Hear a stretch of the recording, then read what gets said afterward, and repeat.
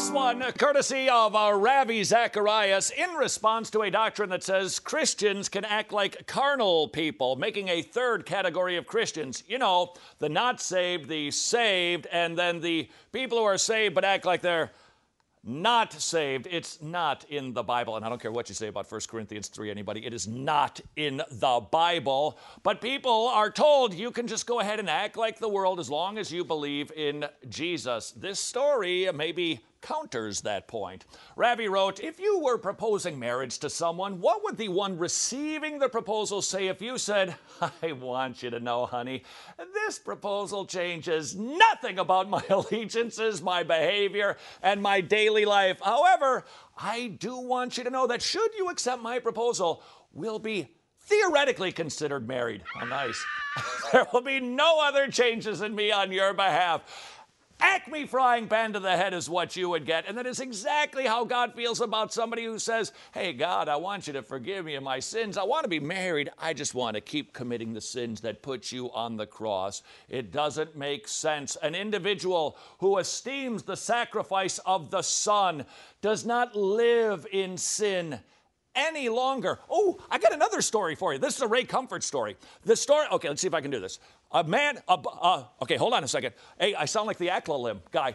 A man and his son go out camping by a lake, and they set up their campsite, and the father says to the son, when we go out into that boat, make sure you take me with you because these waters are alligator infested and I don't want you getting hurt. And the kid goes, yeah, okay, Dad, I won't go out in the boat without you. Instead, he hung out on the dock, but he got bored with it, and as soon as Dad fell asleep, he looked at that boat and he decided to jump in, and he goes out into the alligator-infested water. Suddenly, because that's how stories go, an alligator tail, just work with me on this, an alligator tail hits the boat, knocks the kid into the water, and he's freaking out because there's alligators every place, and he screams, Dad, help me! And then he passes out, and it goes dark. The next thing he knows, the boy wakes up on the beach, looking up in a bit of a daze and a fog, and he looks around and he sees his father on the beach, torn to shreds, bloody and bruised, and he realized, my dad saved me from sure death. I think I'm going to go back out in that boat now and check out what's going on in the lake. You'd go, whoa, no kid would ever do that. Once you esteem the sacrifice of the Father, you don't want to go living in sin anymore. You'd hear about a kid like that, you'd go, you petulant little thing, you don't understand what happened on your behalf. And exactly the same thing is true for the individual who says they believe in Jesus, but they go on living a lifestyle of sin. Perfection? No, absolutely not. But direction. We are moving in a new direction, hating the things we used to love, loving the things that we once hated. We are new creations. It's not perfection, but it is direction. So I must ask, what direction are you heading in? Are you heading in the direction of holiness or carnality? P.A. Woods wrote a book called Perfect Love, and he gave a bunch of tests that we can take, questions we can ask ourselves to see if we are growing in holiness. Ready to take the test? Todd, pinch us. Can't wait. Here we go. An increasing comfort and delight in the Holy Scriptures. If you're born again, you have an increasing comfort. In other words, when bad things happen to you, by the way, speaking of bad things, we'll have an update on Matt Chandler. Wow, is God doing a lot in that young man's brain tumor. I'm not kidding, an amazing story. When bad things happen to you, you take comfort in God and the Word that He's sovereign and in control, and you love His Word if you love Him. Here's a sign that you're growing in holiness. You have an increasing interest in prayer and an increasing spirit of prayer. This is hard, is it not? J.C. Ryle wrote something very convicting. If you are not dedicated to prayer, examine yourself to see if you're actually in the truth. Because if you don't love prayer, you don't love the Lord. So you're asking yourself, what does it mean to be dedicated in prayer? Answer, between you and God. Is it this many minutes or that many hours?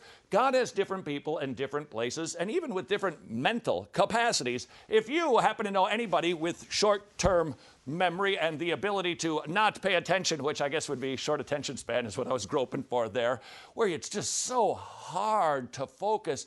Okay, so you're probably not going to be a monk living out in the desert someplace and just praying all the time, but you should pray as much as you can if you love him. Another sign that you are growing in holiness, you have an increasing desire for the holiness of others. This does not mean we become the fruit counter in everybody's life. Hey, I saw you in church and you did not pay attention for at least 30 seconds. No, that's not what it is.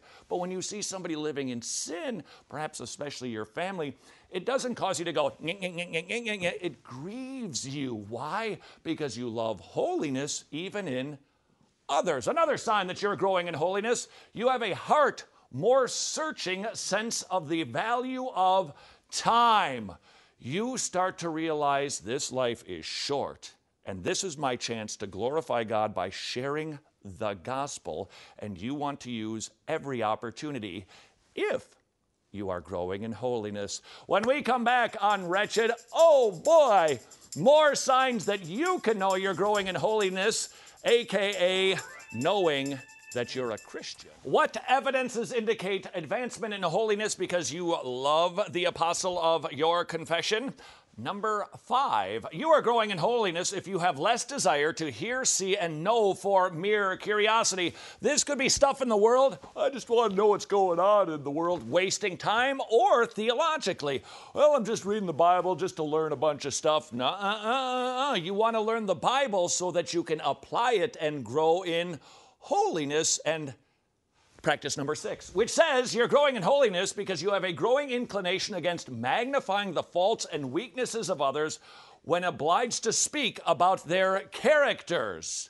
When you talk about other believers, what do you desire? You want to lift up the good stuff because you share so great a salvation. You don't want to be going, well, I'll tell you about Bob. Let me tell you what I know about him. He said a potty word in 1974. I'm just saying. No, you don't want to do that. Somebody you love who is in the Lord with you, you want to build them up because you share a common confession so that others can be encouraged because you are growing in holiness. So, are you loving the apostle of your confession? Until tomorrow, go serve your King.